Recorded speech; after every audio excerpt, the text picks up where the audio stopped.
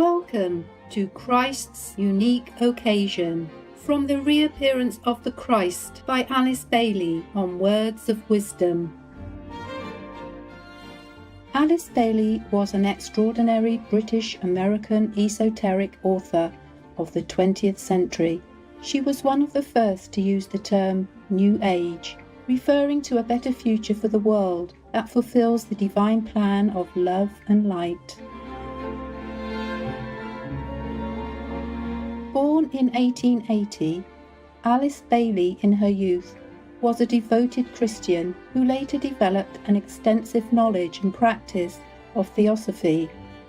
In 1919, at the age of 39, she began a spiritual journey of inner telepathic communications with the great ascended master Djwhal Khul, also called the Tibetan or Master D.K. Over the next 3 decades, until the end of her life, the Master thus transmitted ancient teachings of the ageless wisdom to his chosen disciple, which she diligently recorded as 19 books. In addition, Alice Bailey wrote other profound books on her own. In 1922, Alice Bailey and her husband Foster Bailey founded the Lucis Trust and the Arcane School to offer the teachings and meditation guidance to the public. The non-profit Lucis Trust is still active today and continues to publish Alice Bailey's works, including free e-books for people to study in this special period of our planet. Today, we will continue with a selection from Alice Bailey's Chapter 2, Christ's Unique Occasion, from her book entitled The Reappearance of the Christ.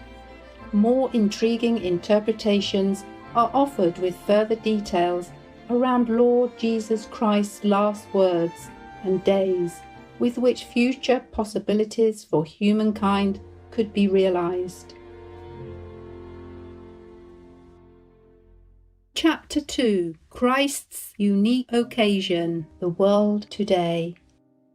The significance, the intention, the purpose of it all, and the comprehensive divine idea as it existed in the mind of the Father, dawned upon his soul, not on his mind, for the revelation was far greater than that. He saw still further into the meaning of divinity than had ever before seemed possible. The world of meaning and the world of phenomena faded out, and esoterically speaking, he lost his all. For the time being, neither the energy of the creative mind nor the energy of love were left to him. He was bereft of all that had made life bearable and full of meaning. A new type of energy became available, the energy of life itself, imbued with purpose and actuated by intention, but it was new and unknown, and hitherto unrealized. For the first time, the relation of the will, which had hitherto expressed itself in his life through love and the creative work of inaugurating the new dispensation, became clear to him. At this point, he passed through the Gethsemane historic garden in Jerusalem of renunciation. The greater, the larger, and the more inclusive was revealed to him, and all that hitherto seemed so vital and important was lost to sight in the greater vision. It is this living realization of being and of identification with the divine intention of God himself, the Father, the Lord of the world, upon levels of awareness of which we know nothing as yet, which constituted the unfolding awareness of the Christ upon the way of the higher evolution. This way he treads today, and he began to tread it in Palestine 2,000 years ago. He knew, in a sense hitherto unknown to him, what God intended and what human destiny meant, and the part that he had to play in the working out of that destiny. We have paid little attention down the centuries of human thinking to Christ's reaction to his own destiny as it affected the human. We have paid small attention to the aspect of his reaction to knowledge as it unfolded itself to him. We have been selfish and grasping in our reaction to his work and sacrifice. The word to know, in relation to the initiate consciousness of the Christ and of still lesser initiates, concerns the certainty of the knowledge the initiate has gained through experiment, experience, and expression.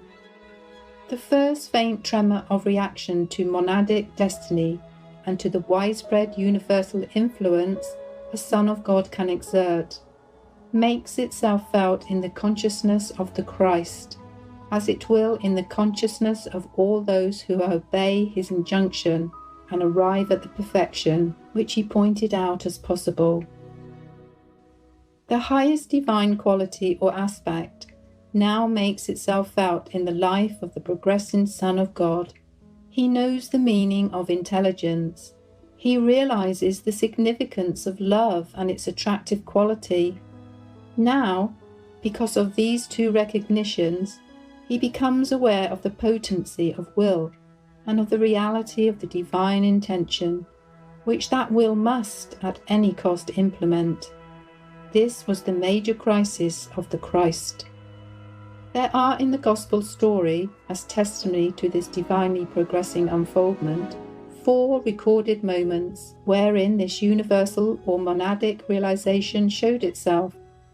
Let us look at each one of them for a moment. There is, first of all, his statement to his parents in the temple. Know ye not that I must be about my Father's business? We should note here that he was 12 years old at the time, and therefore the work with which he had been occupied as a soul was finished. 12 is the number of completed works, as witness the 12 labours of Hercules, another Son of God.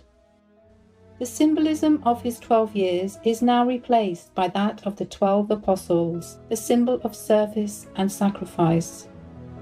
He was also in the Temple of Solomon, which is the symbol of the perfect life of the soul, just as the tabernacle or the tent of meeting, earthly dwelling place of Yahweh, God of Israel, in the wilderness is the symbol of the imperfect ephemeral life of the transient personality. Christ was therefore speaking on soul levels, and not only as the spiritual man on earth.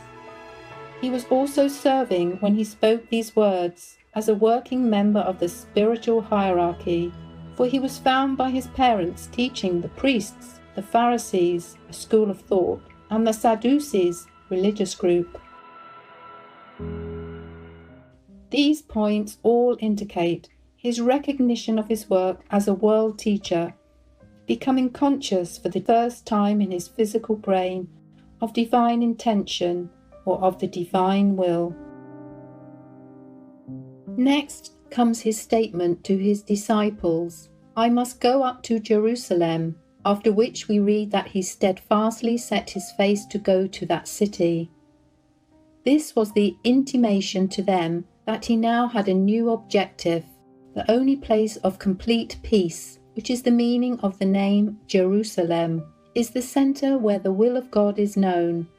The spiritual hierarchy of our planet, the invisible Church of Christ, is not a center of peace, but a very vortex of loving activity, the meeting place of energies coming from the center of the divine will and from humanity, the center of divine intelligence.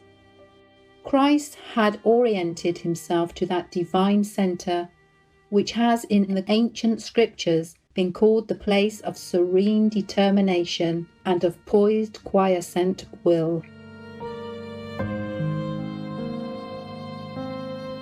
This statement marked a point of crisis and of determination in the life of Christ, and proved his progress towards divine fulfillment.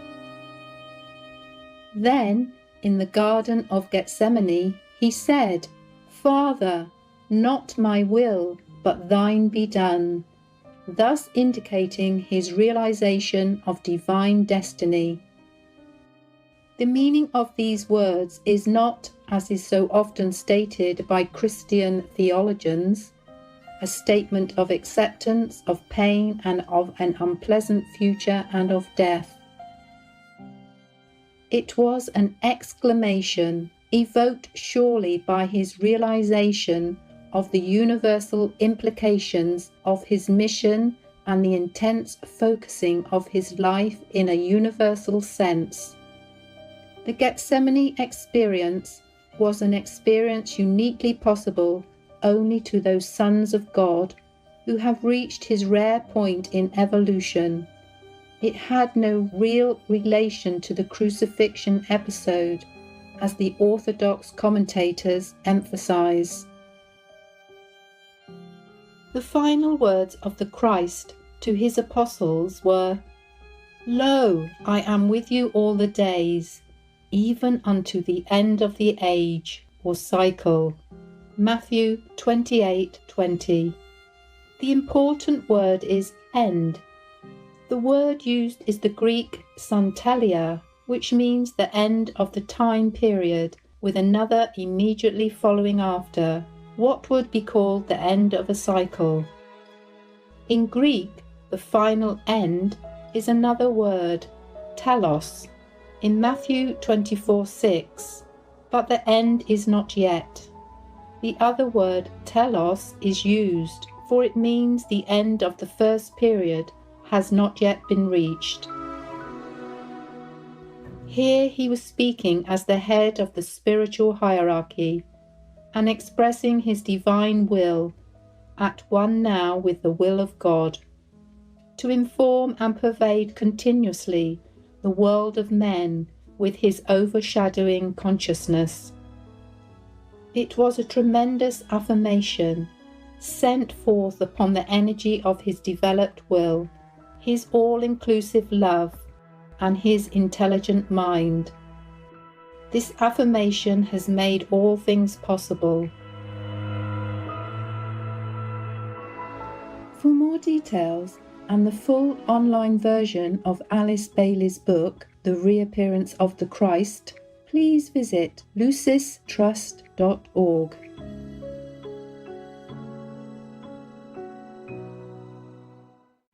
Saintly viewers, we appreciate your kind presence for today's Words of Wisdom, entitled Christ's Unique Occasion, from The Reappearance of the Christ by Alice Baile, Part 2 of 2.